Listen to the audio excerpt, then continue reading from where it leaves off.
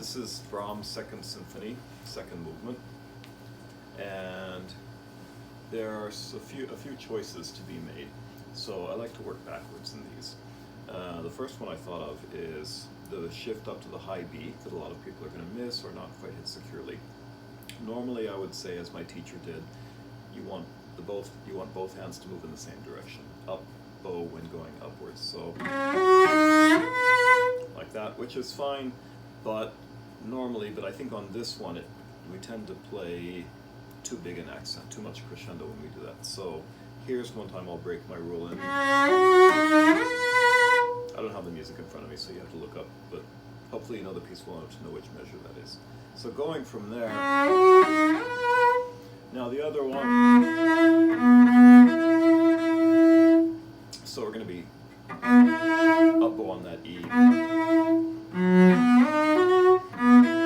or maybe, probably, there's no, I remember from the last time we played this right before the tour, there's no crescendo on the first one, so there should be a natural phrasing crescendo, but not that much. In this one, Brahms actually writes the crescendo. Obviously, you want that shift to be well worked out. I will go from first finger there, so you should know all the steps for that. Now I'm changing bow here, and the point is not to play very loud, because this is a piano as uninflected, no swell in the middle, but just to give yourself some freedom and to allow. I messed up the bowing, so I'm doing this from memory. Now, the other thing is I would recommend starting to practice it down bow, but not playing it down bow. So you want the phrasing, you want to be able to start well, but it's not. So you need to practice it the way Brahms wrote it, first of all.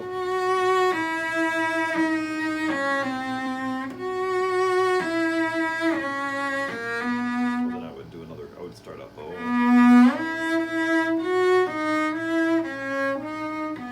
I think that's 2 in the measure.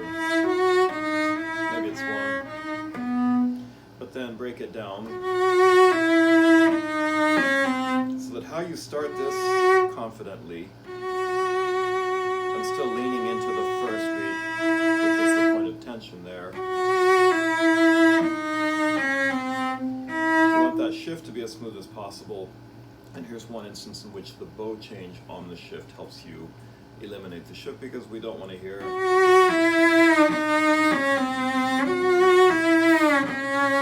Of course, so even in the recordings from the 30s, they didn't play that way. So.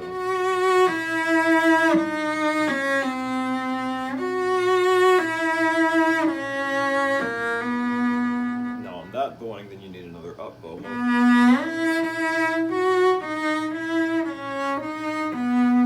And as Yannick likes to tell us, these slurs with the dots under them are, from the pianist viewpoint, a portato, which in string terms we nowadays tend to write with the slur with dashes under it, so quite connected. And then you just want the bowing to work out. So here, I'm going to start down bow, then I'll end up using only one bow for that, so that I'm on the up bow there. Obviously, if you're going to cross strings like I just did there, it's got to be very, very smooth. When the NYO judges, whoever they are, listen to the video and look at you play, they don't want to be aware of how difficult it was for you to do the string crossing. They just want to hear something that sounds beautiful and looks elegant in the bow. So if there's a problem with that, go on the A string.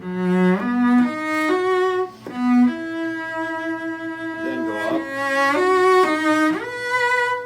Okay, I messed up my bowing, but so that's it.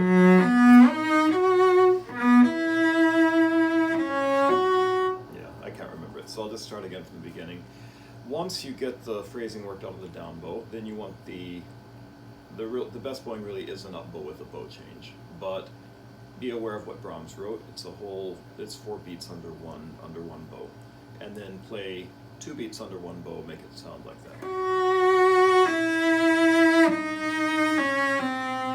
A little phrasing there.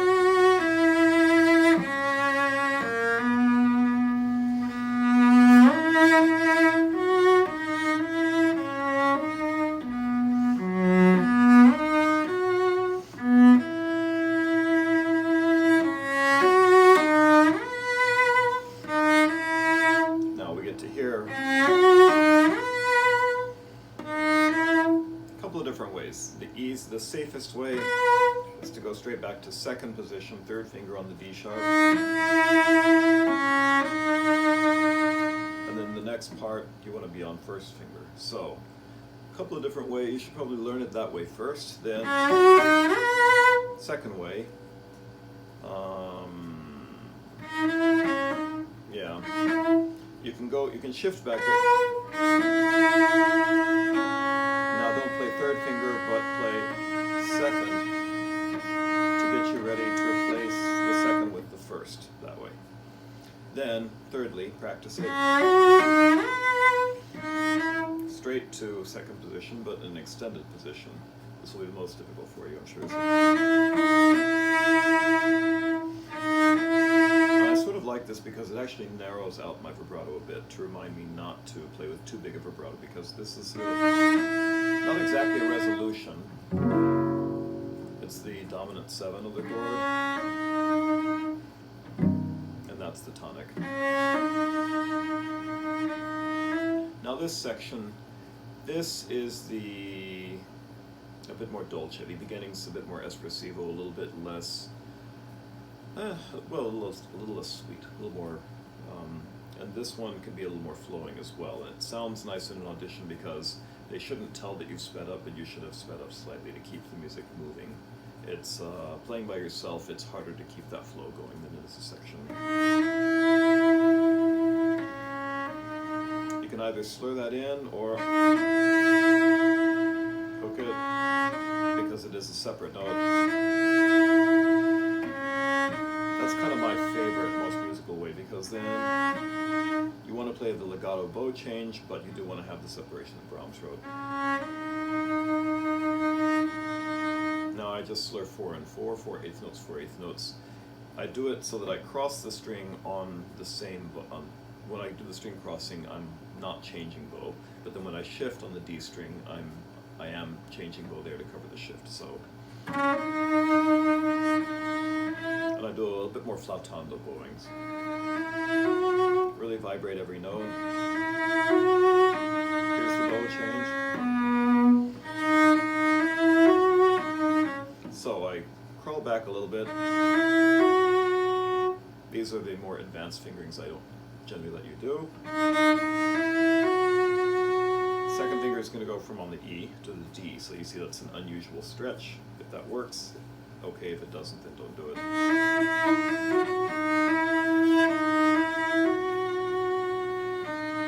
If it doesn't work, then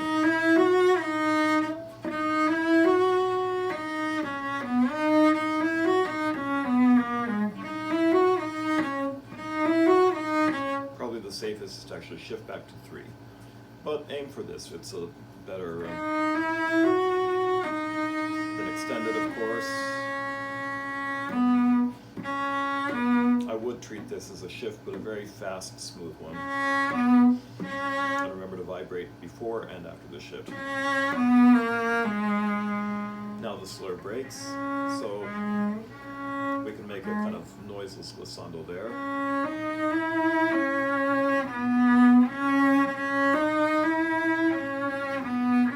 Shift vibrato before the shift. And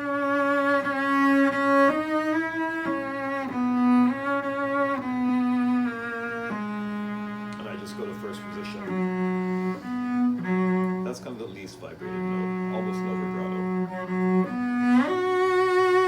Now the character changes completely here. It's always kind of striving upward. So let's see. This one I just practice and make it not a huge glissando. Loosen up, lighten up the left hand. Make it legato, but not too much pressure. Not like that. And not, because then we hear the hole in the phrase if you do that. Now I've messed up the bowing. Let's see.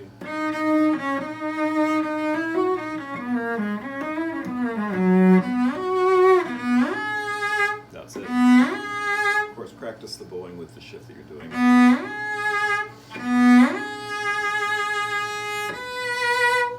I do 3-3 here so that I can shift back less distance. Change bow.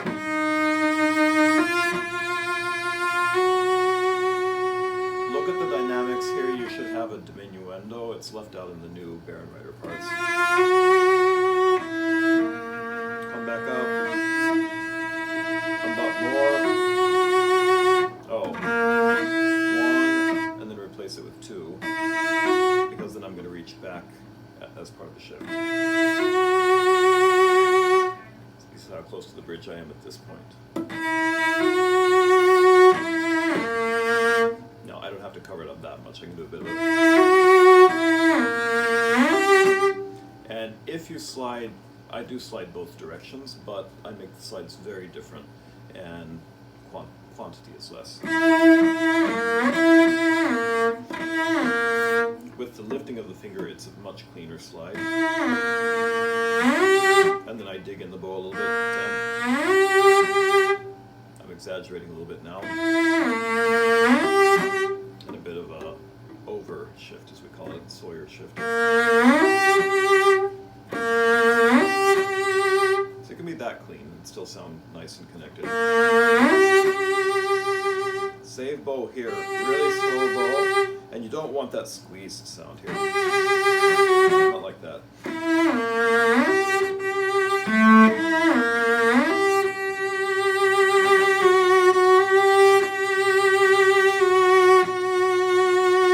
Hold this as long as you can. 1 and 2 and 3 and so that it's. Of course, there's a space. You're not trying to connect the F across two octaves, but neither do we want a huge hole in the texture, and we don't do that by accenting it out. This one, practice making a very clean shift, and then try to stretch a little bit as part of the shift. Phrase break.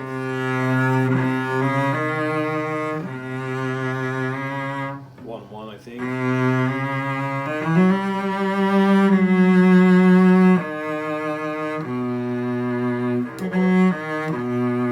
If it's easier to think, 3-1-3.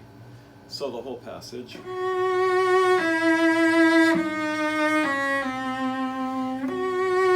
down a bit now.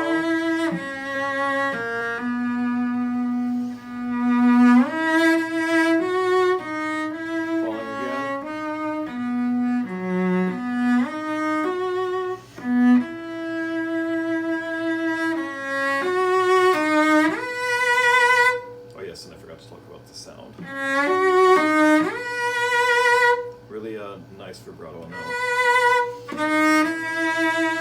Diminuendo.